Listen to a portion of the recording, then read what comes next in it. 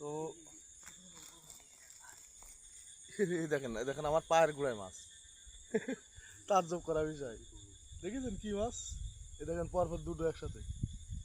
তো আমরা এখন বন্যার ভিতরে আসি এক জায়গায় এক সাইডে, সেখানে মূলত আসছি মাছ দেখার জন্য।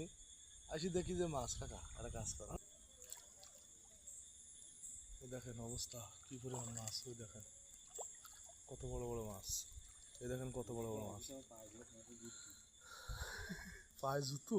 এই দেখেন এই একটা মাছ, এটা দিয়ে দরকার কাকা।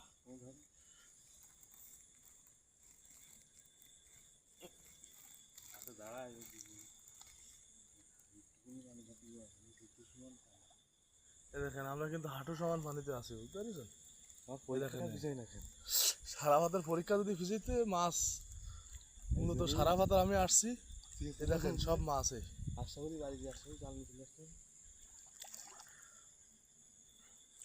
দেখেন এই একটা মাছ, এই দেখেন, এই দেখেন কতগুলো মাছ। এই দেখেন দর্শক দেখতে পাচ্ছেন কি পরিমাণ মাছ এখানে উঠিছে। তো আমরা এমনি আসছিলাম।